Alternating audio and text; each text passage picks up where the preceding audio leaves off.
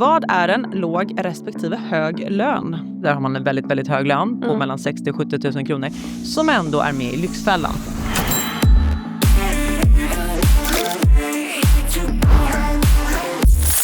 Hej och välkommen tillbaka till podden Fråga Magda, där jag, Filippa Flo, tillsammans med Magdalena Kowalczyk reder ut allting som kan vara lite jobbigt, svårt och pinsamt att fråga om kring privatekonomi. Eller hur, Magda? Precis, men som idag mer än någonsin är väldigt viktigt att kunna känna till. Så att det här är liksom kunskapens så att säga frihamn. Är det så att man inte har fått lära sig hemma eller skolan har missat, här får du lära dig allt du behöver veta för att inte någonsin få ekonomiska problem. Precis. Hoppa på veckans, heter det brevskörd? Nej, det tror jag inte att man säger. Men veckans DMs kanske. Veckans DMs och kommentarer. Ja, Magdalena, vad är en låg respektive hög lön? Spännande fråga. För min första tanke är så här, varför ställer man den frågan? Varför är det viktigt? Är det för att man själv vill känna att man har hög eller låg lön? Eller är det kanske för att man vill veta till ett förhandlingsläge? Nåväl, jag fattar. Och kanske om man står inför val av utbildning och sånt där så vill man väl veta vilka yrken är hög eller lågavlönade. Så här är det i alla fall. Medianlönen. Och medianvärde betyder absolut mitt i. Om man tar alla olika lönelägen i hela Sverige och så har man mitt på. Det är medianen. Det beloppet är 34 000 kronor i Sverige.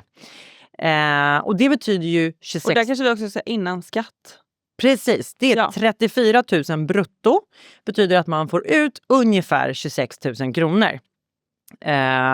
Men jag tänker också att någonting som man ska ha med sig är att kanske viktigare än om man anser sig ha en låg eller hög lön, det är ju så här, hur långt räcker den här lönen för mitt liv?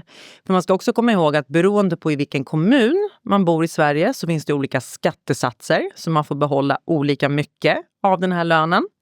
Och sen också för att nyansera den här mediansiffran så är definitionen av fattigdom, att leva i fattigdom i Sverige, det är att man har upp till 15 600 ut att leva på. Det vill säga att om du har ungefär 20 000 brutto eller neråt, då anses du leva i fattigdom. Okej. Ja, så det är liksom på nerflanken. Vad anses vara en hög lön då? Ja, jag tänker så här, om du har 45 000 kronor före skatt, ja, då är du en bra bit över medianen. Det är väl att betrakta som en bra lön.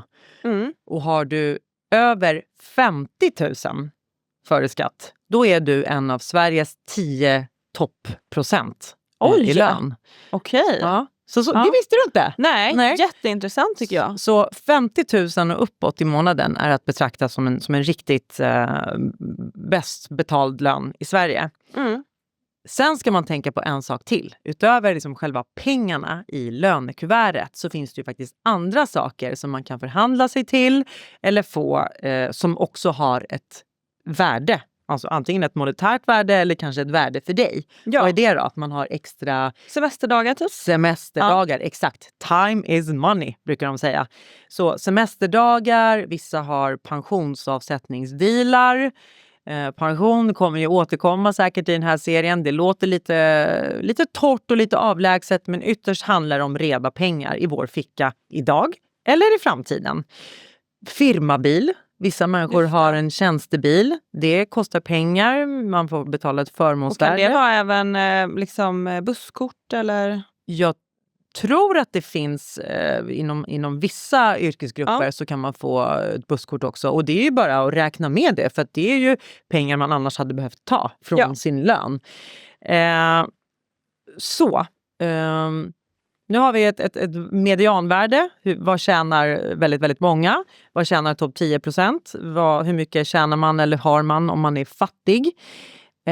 Men det viktigaste att komma ihåg är också att bara för att man har en hög lön så är inte det en garant för någonting.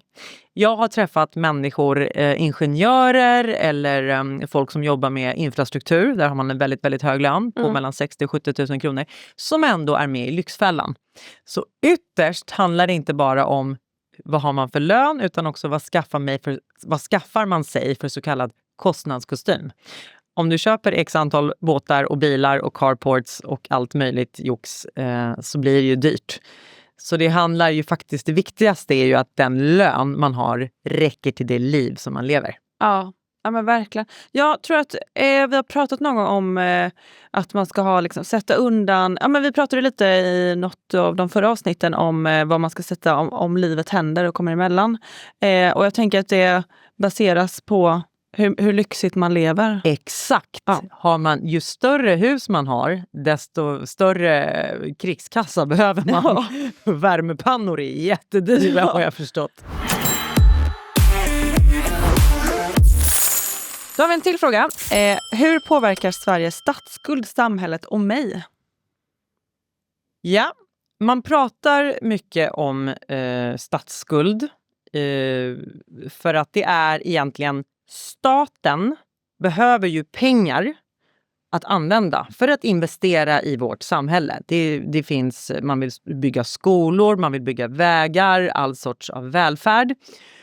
Och det är inte självklart att de här pengarna finns från början. Så då brukar staten ställa ut obligationer. Så får man in, alltså det är som ett lån från allmänheten. Alla lån kostar ränta. Så ju högre statsskuld ett land har, desto mer räntekostnader har man också. När vi hade pandemi till exempel så sa vår dåvarande statsminister att vi i Sverige har sparat i ladorna.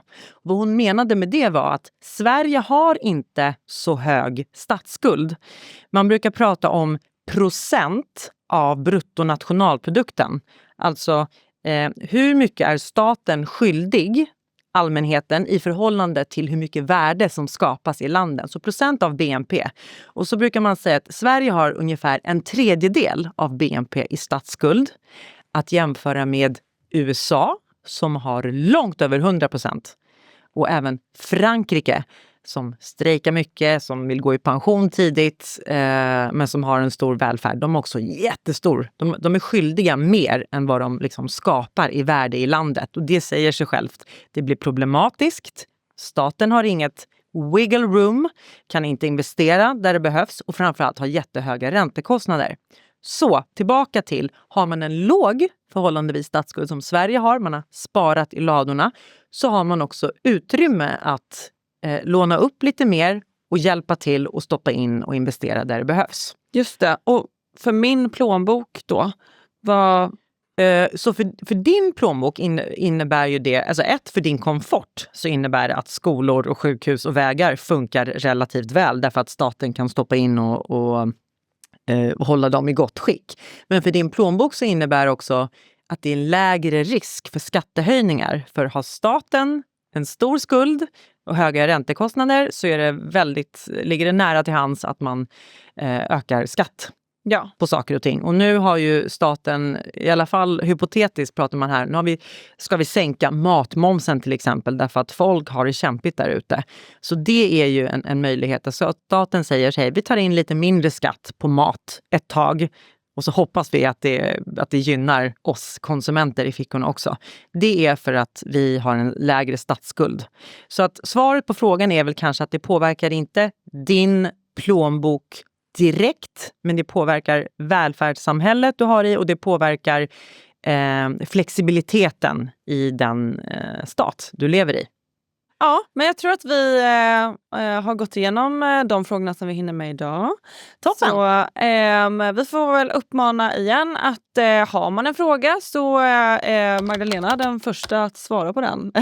Absolut. Vi mer än gärna berättar och utbildar och lovar att om du undrar någonting så finns det 10 andra personer som undrar samma sak.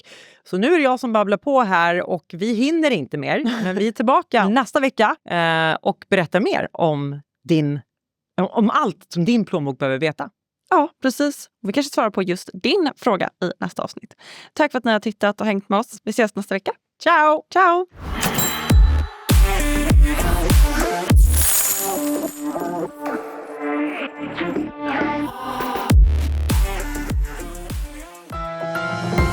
Det här var en produktion från EFN. Ansvarig utgivare Anders Hägerstrand.